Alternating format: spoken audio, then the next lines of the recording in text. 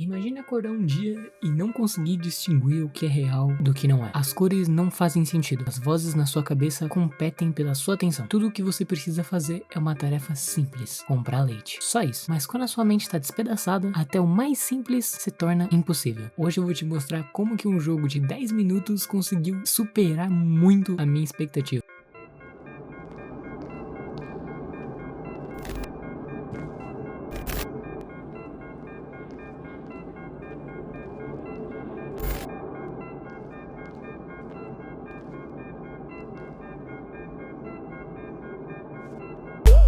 Eu sei que você veio até aqui esperando mais algum vídeo sobre algum jogo AAA, sobre alguma franquia gigante, mas hoje não. Hoje a gente vai falar de um jogo indie russo que a maioria das pessoas nunca ouviu falar. Não saio há tanto tempo que me esqueci do que as pessoas dizem quando entram no mercado. Não tinha sei onde tá saindo, menor. Mano, tá saindo do OBS, tá saindo do Discord.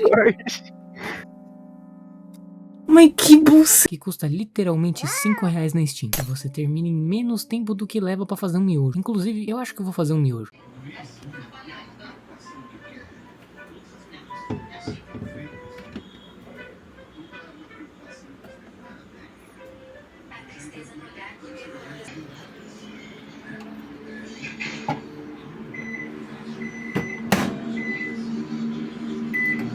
Cara, eu confesso que esse jogo me deixou mais perturbado do que qualquer jogo de terror que eu tenha jogado ultimamente. Ó, Mudou a música, paizão. ó. Ó. Ó. Meu Deus. É o Kha'Zix? Cara, nessa putaria agora. Meu, eu fiquei stunado, vamos dizer assim. Fiquei em choque. O nome? Leite dentro de um saco de leite dentro de um saco de leite. Sim, esse é o nome completo. E não é um erro de digitação. Ele basicamente tem um nome muito específico e você fica até confuso, mas vai por mim, tem uma explicação. A premissa parece absurdamente simples. Você é uma voz na cabeça de uma garota que precisa ir no mercado comprar um saco de leite. Só isso. É literalmente só isso. Mas conforme você joga e vai tomando as decisões, você vai tentando ajudar essa garota a completar essa tarefa simples. Você percebe que nada, absolutamente nada é simples quando uma mente tá em pedaços. E hoje eu não vou falar só sobre o jogo. Eu quero ir mais fundo. Eu quero explorar a psicologia por trás disso. Quero deixar claro que eu não sou um perito nessa área, mas eu fiz uma pesquisa bem grande, então eu acho que eu tenho um pouco de propriedade pra falar. Eu quero trazer um pouco de filosofia pra mesa, eu quero até conectar com conceitos bíblicos, porque esse jogo, querendo ou não, é sobre a condição humana no seu estado mais quebradiço.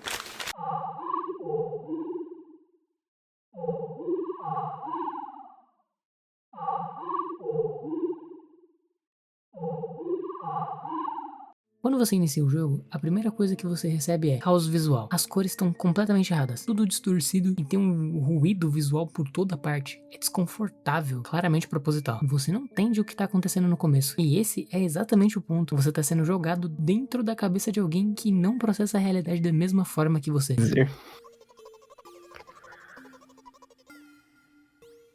Oxi. O que é de assustador no...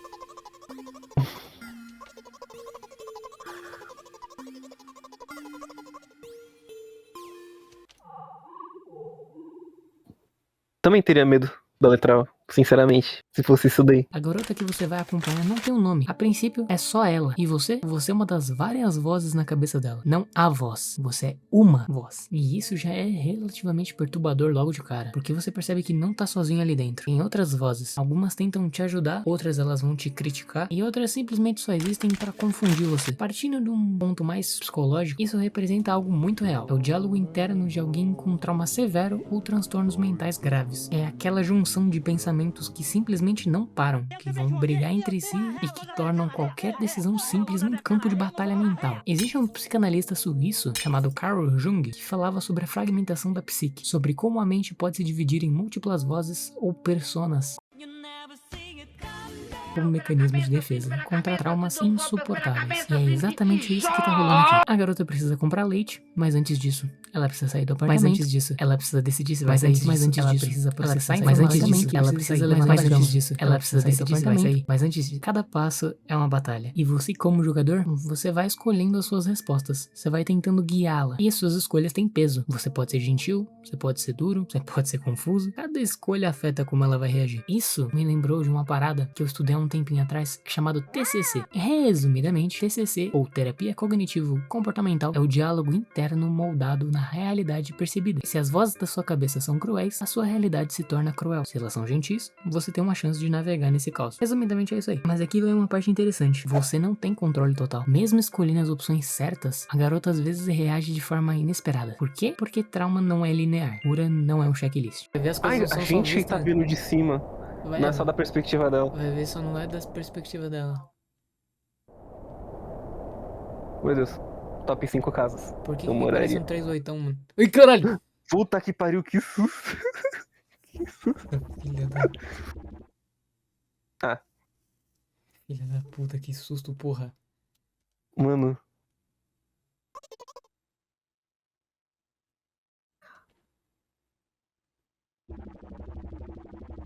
Você trouxe leite.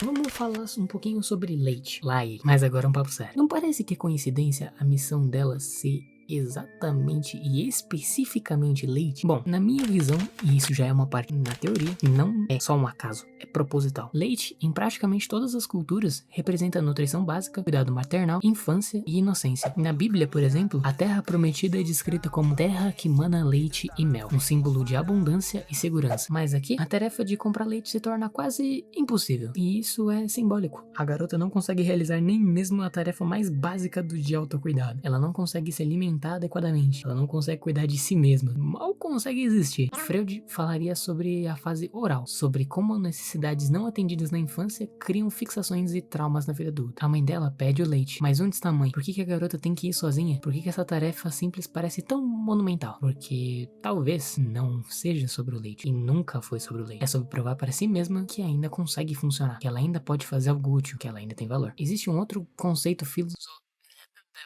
E aqui entra um outro conceito filosófico importante. A ideia de que somos definidos por nossas ações, por nossa capacidade de escolher e agir no mundo. Quando você não consegue nem agir, quando a menor tarefa é impossível, sua própria existência entra em questão. Eu diria que a garota não tá tentando só comprar leite. Ela tá tentando provar que ainda existe, que ainda é uma pessoa, que ainda importa. Agora você deve entender a parada de leite dentro de um saco de leite, dentro de um saco de leite, dentro de um saco de leite. A repetição do título, isso representa as camadas de separação da realidade, entendeu? Um saco de leite dentro de um saco. 2 sacos, então. É, um saco ao Ou não, quadrado. falou o nome do jogo. No one here's the one. Um saco de leite dentro de um saco de leite. Ou melhor, um saco de leite dentro de um saco de leite dentro de um saco.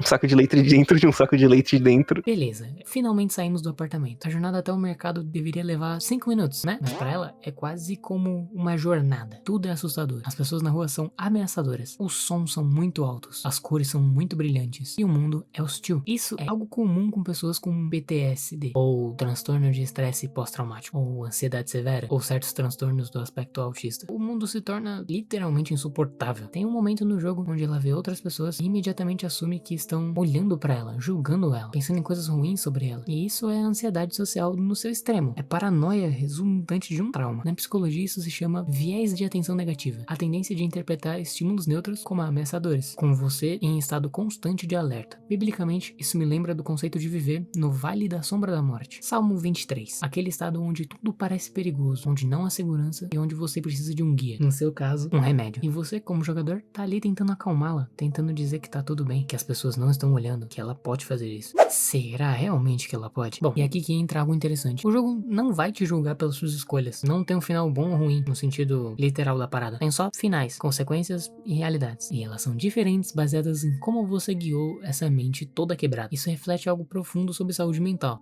Não existe uma solução única. Cada pessoa responde diferente a abordagens diferentes. O que ajuda um pode prejudicar o outro. Meu Deus, vai começar de novo, mano. Tá, porra. A mãe dela virou o tio Phil jogando aquele cara lá. Beleza, agora vamos falar do elefante da sala que tá todo mundo vendo. O trauma que causou tudo isso. Ao longo do jogo, se você prestar atenção, tem flashbacks, imagens rápidas, frases cortadas, memórias fragmentadas. E aos poucos você vai montando esse quebra-cabeça. Tudo aparenta que houve uma briga entre os pais dela. Uma briga feia, violenta, dessas que as paredes tremem e os vizinhos chamam a polícia. E tudo isso acabou com o pai dela sendo jogado pela janela. Pulando, tropeçando, jogado pela janela, caindo. A memória dela sobre isso não é clara, e é exatamente assim que um trauma funciona. Quando algo traumático demais acontece, o cérebro simplesmente não consegue processar isso adequadamente. A memória fica fragmentada, não linear e cheia de buracos. É como um mecanismo de defesa. Se você lembrasse de tudo com uma clareza total, você não conseguiria funcionar. A garota não fala diretamente sobre o que rolou, e ela simplesmente não pode. É literalmente impossível para ela articular esse tipo de coisa. Mas você sente o peso disso em cada interação, cada hesitação e cada momento de pânico. E tem algo ainda mais pesado: a culpa. Ela se culpa. Claro que ela se culpa. Crianças sempre culpam a si mesmas quando coisas ruins acontecem ao redor delas. É uma forma de tentar ter o controle sobre o incontrolável. O que a gente pode tirar disso tudo? Por que um jogo de 10 minutos sobre comprar leite importa? A primeira lição que eu consideraria isso é empatia. Quando você vê alguém na rua que parece estar agindo estranho, que tá tipo parado, olhando pro nada, conversando sozinho, ou que não parece conseguir tomar decisões simples, é fácil você julgar, é fácil você pensar: qual é o problema dessa pessoa? Mas esse jogo ele te coloca literalmente dentro da cabeça de alguém assim, e você percebe que não é preguiça, não é falta de esforço e não é drama. É uma batalha real, invisível, que tá acontecendo a cada segundo. A segunda lição é a importância das vozes que a gente deve escolher. Cara, todo mundo já ouviu aquele discurso que todos nós temos dois lobos dentro de nós, um bom e um mau, e aí a gente tem que escolher qual que a gente alimenta. Então, eu tenho uma pergunta pra você: qual que você deixa no comando? Se você deixar o lobo mau, deixar as vozes críticas, destrutivas e autodepreciativas te dominarem, sua realidade vai refletir isso. Mas se você conscientemente cultiva vozes de compaixão, de encorajamento, você tem a chance de ser feliz independente da situação. A terceira lição: trauma não tem cara. A garota do jogo, ela não tem marcas físicas, ela não tem cicatrizes visíveis. De fora ela pode parecer normal, mas e por dentro? Ela tá completamente quebrada. E isso é verdade pra muita gente ao seu redor. Você não sabe o que as pessoas estão passando, você não vê as vozes na cabeça dela. Você não sente o peso que elas carregam. Quarta lição: uma recuperação não é linear. Mesmo quando ela consegue comprar o leite, você sente que amanhã vai ser outra batalha. E depois de amanhã, e depois de amanhã, e depois de amanhã, e depois de amanhã. Cada dia que ela sobrevive, cada pequena tarefa que ela completa é progresso. Lento, doloroso, não linear, mas progresso. Tem uma sequência do jogo chamado Leite Fora do Saco de Leite, Fora do Saco de Leite, e ela é ainda mais pesada, porque nela você vê o que acontece depois do jogo. Você vê a garota tentando existir dia após dia. É o que acontece com ela. Cada dia fica mais difícil que o anterior, cada tarefa pesa mais, cada voz fica mais alta. Isso levanta uma questão meio filosófica um pouco pesada, né, mano? Qual que é o sentido de continuar quando cada dia é sofrimento? Camus, ele escreveu sobre o absurdo da existência, usando o mito de Sísifo, condenado a rolar uma pedra montanha acima eternamente, só pra ela rolar de volta pro começo. E Camus argumenta que devemos imaginar Sísifo feliz, encontrando significado na própria luta. Mas a garota não parece estar feliz. Ela parece estar exausta, parece estar presa num loop infinito de sofrimento. E ainda assim ela continua.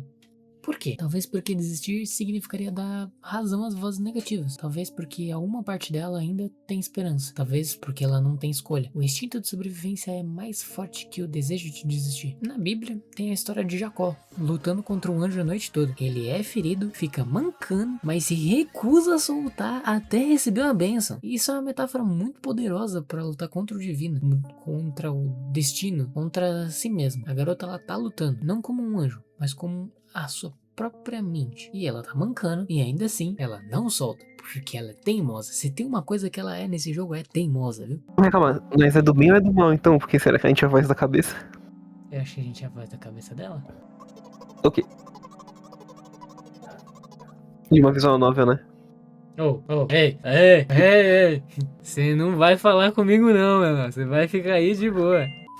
Olha, bora ser um pouquinho mais pessoal aqui. Se você chegou até esse ponto do vídeo, se você se identificou com a garota do jogo, se sentiu aquele aperto no peito reconhecendo pensamentos ou sentimentos que você tem, eu quero deixar claro que você não tá sozinho. Eu sei que as vozes da sua cabeça podem te dizer o contrário. Eu sei que pode parecer que você é o único passando por isso, que ninguém te entenderia, que você é defeituoso ou quebrado de alguma forma fundamental. Mas você não é, tá? Eu quero deixar isso claro. O trauma, ele é real. Doença mental, ela é real. E não é fraqueza, não é falha de caráter, não é falha de esforço, é uma condição médica que afeta o órgão mais complexo do corpo humano, seu cérebro. E assim como qualquer outra condição médica, merece tratamento, merece compaixão.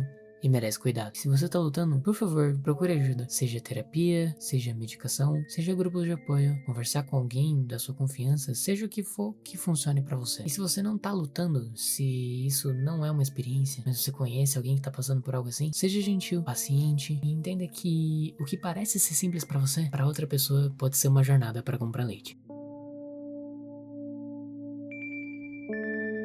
Então, gente, esse foi o mergulho profundo em Leite. Lá ele, um dos jogos que custa R$5 na Steam e dura muito tempo na minha cabeça, há muito mais tempo do que eu devia. Espero que esse vídeo tenha te feito pensar também sobre trauma, sobre saúde mental, sobre empatia, sobre fragilidade e a resiliência da mente humana. Se você gostou dessa parada minha, falando um pouco mais devagar, um clima mais pesado, mais filosófico, me dá um toque, deixa um like e comenta o que você realmente curtiu esse tipo de conteúdo. Isso mostra que vocês querem ver algo mais parecido com essa linha. E deixa aí nos comentários se você já jogou. Você foi tão longe quanto eu. O mais importante, que outro jogo indie você acha que merece esse tipo de coisa? Merece esse tipo de detalhe que eu não vi ninguém falando. Então, um abraço enorme e fiquem bem.